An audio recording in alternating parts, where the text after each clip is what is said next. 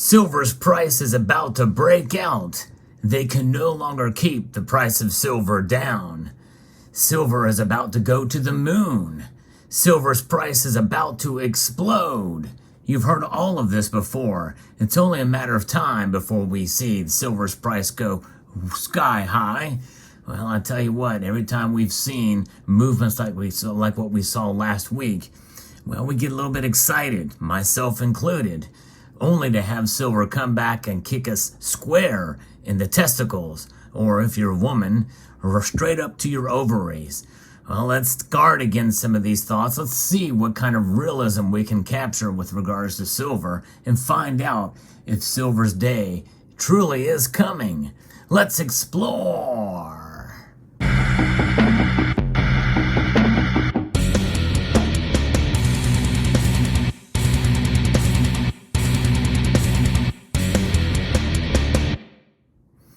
It's easy to get excited and it's easy to get discouraged because silver's price moves so radically in one direction or another. How can one consider it a stable store of wealth? How can one consider it a store of value when its price fluctuates so much? Especially with what we saw in 2011, many of us, myself included, thought that was just the beginning. It was going to go much higher. Boy, did we get a hard lesson after that. In fact, it wasn't until 2016 that we saw the price kind of rocket back up again, but it wasn't by nearly as much. And then after that, it just kind of dudded out. And in fact, that is an appropriate word for silver at times. It has become a dud. There's been people that have come across this channel and this community who have been very jaded by silver, and I totally understand that. Many of them have left the community. Silver sucks. Silver has not been the promise that many of channels like mine and others have said it would be. You have a total right to be completely frustrated about silver. And I'm recording this video at sort of a high after a couple of days of silver moving positively in a direction, much at a time when most of us were not expecting it. In fact, I was calling for silver to be lower and preparing my audience for a lower silver price through the summer. That did not happen. We were pleasantly surprised, right? Well, I tell you what, it's something that very well could be short-lived. You don't know what's going to happen in the next week. Could all of that buzz that happened at the end of the week, last week, just fizzle away? It very well could. We must prepare for that, or it could continue to go up. I really don't know. I got lucky calling the last one, but most of the time I'm wrong. That's right. Whenever you watch this channel, you have to almost assume that I'm going to get it wrong each time.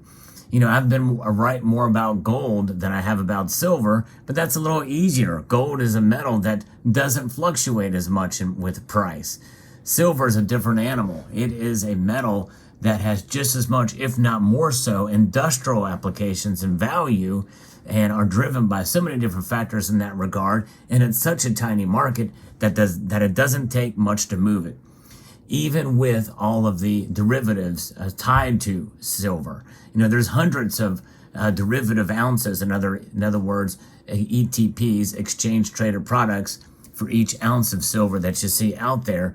That's really tough to get a handle on, you know, what the sentiment is for the metal, because it's just an exposure to silver's price, not a representation of silver itself, unless you're buying the PSLV, and even that is not really truly tested. But I think it would be great to see more and more people want to get the physical for their ETF holdings, but it's a big deal to do it. During the last silver squeeze, the big one in 2021, well, some actually experimented with trying to get the contract size bars, which are 1,000-ounce bars. 5 of them make a large contract, 1 of them make a small contract, and it's not an easy process. In fact, there is one company, I forget the name of it, who takes some of those large contract size bars and slices them down where you can buy them like 50-ounce increments at a time, so you can have a piece of a contract, right? I'll tell you what, you put a contract out on silver, you know, you're going to win each time if you have the physical in your hand. you're going to pay the premiums. And by the way, compared to buying it in electronic form, you are getting hammered on premiums. Some of these premiums have gone down in recent weeks and months, but nonetheless, they're still much higher than where they were before. We can thank inflation for that. We can thank supply chain issues for that. We can thank the U.S. Mint for a lot of that, for failing in their duty, constitutional and lawful duty, to provide enough Silver Eagles to meet demand. You know what? As far as the Silver Eagle is concerned, I think this is a far better design for the reverse of the Silver Eagle. This design by John Mercanti is on a foreign coin. That's right. I did a video on this not too long ago. This is from Samoa. Beautiful indeed. But nonetheless, he also did this coin, the wedge-tailed eagle from the Perth Mint. Beautiful, beautiful coin indeed. But nonetheless, guarding against unrealistic expectations is really the theme in this video. It's always good to guard your silver with plenty of firepower. But I'm not talking about that. I'm talking about guarding against unrealistic expectations of silver, that it's going to go to the moon, or that even that it's being suppressed through a cabal. You know, I think that's an easy way out to say that that is happening on a grand scale. You know, yes, there is suppression to some extent by the very nature of the existence of the derivatives market. But that suppressive nature is felt throughout all commodities. And I think really in a sense, especially things like copper, really feel that. But all the other commodities too that have paper trades with it are suppressed based off of that. It's the idea of this futures and derivatives market, which is absolutely insane and abused to the ultimate. And this is why we physical holders get burned so long when we go to sell our silver, because we lose the premiums, and the spot price goes down even just a dime per ounce, you're losing out. And especially if that happens over the course of a couple of years, when inflation continues to rear its ugly head. And by the way, inflation is something that has been going on since the Federal Reserve Act of December 1913. It's just targeted now at 2%. Folks, that's still inflation. So when you think about inflation going at 2% per year, over the course of 2 years, that's 4% inflation. Right now, we're feeling 3% inflation on top of almost 9% inflation the year before. Let that sink in. Silver, though, its price at times can go down in dollars, in real and nominal dollars, making it not a hedge against inflation over the course of a couple of years.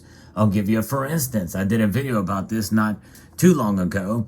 It's actually probably one of my most important videos ever. If I can find it, I'll post it at the end screen. You'll see it at the end of this video, and you can watch it, because I think it's crucial to watch, because it's how you guard against unrealistic expectations.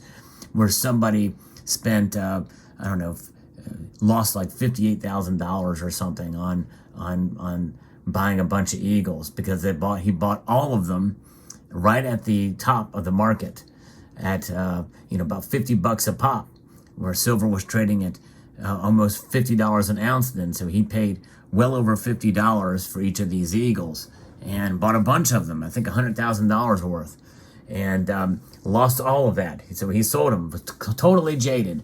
Well, he bought them. He had unrealistic expectations.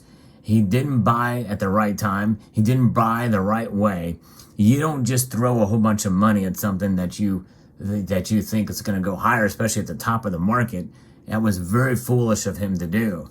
But nonetheless, he had these expectations and he was burned on it. He'll probably never, ever touch another ounce of silver again, because he feels jaded, especially now that silver prices, during the pandemic went below $12 an ounce. Of course, you couldn't get an ounce of silver for that by any stretch anywhere.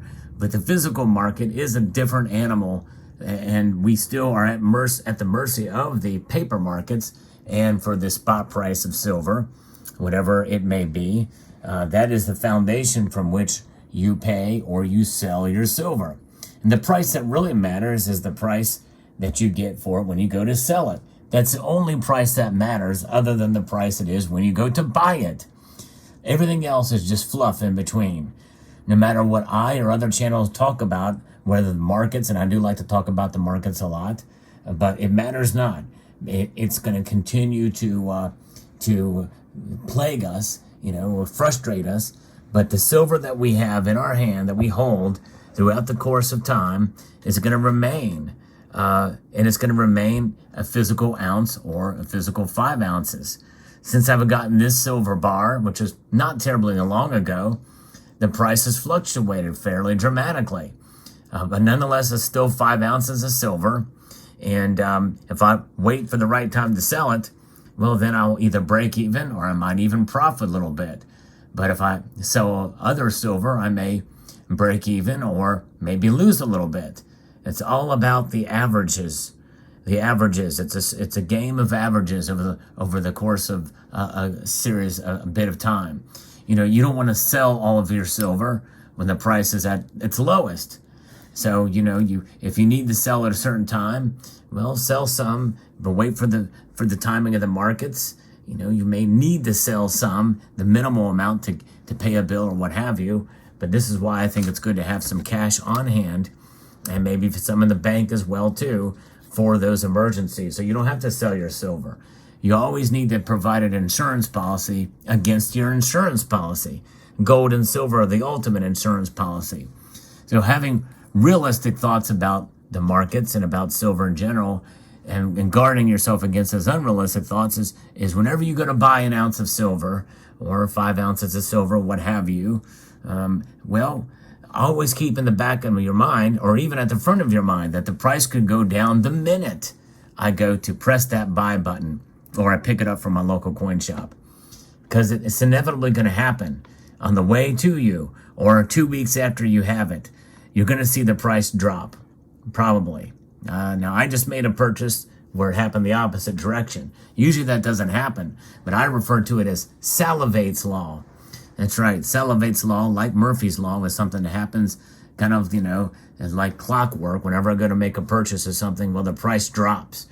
And so you can bet when Uncle Sal makes a purchase, well, the price is going to fall.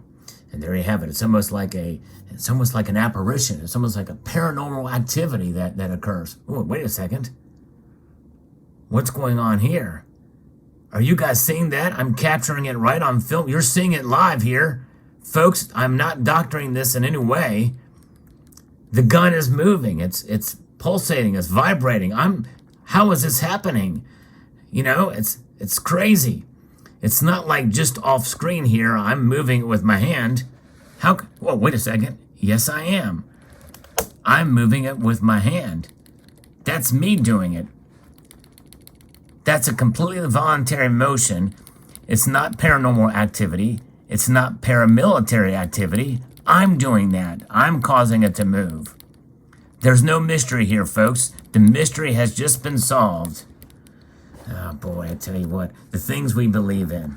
There you have it. Let me know what your thoughts are in the comment section down below. Hope you found this video informative, insightful, and only slightly entertaining. If you found it too entertaining, well, there's something wrong with you. There's just something wrong. All right. A multitude of gratitude to you all. And I want to encourage you to please rate, share, comment, and subscribe.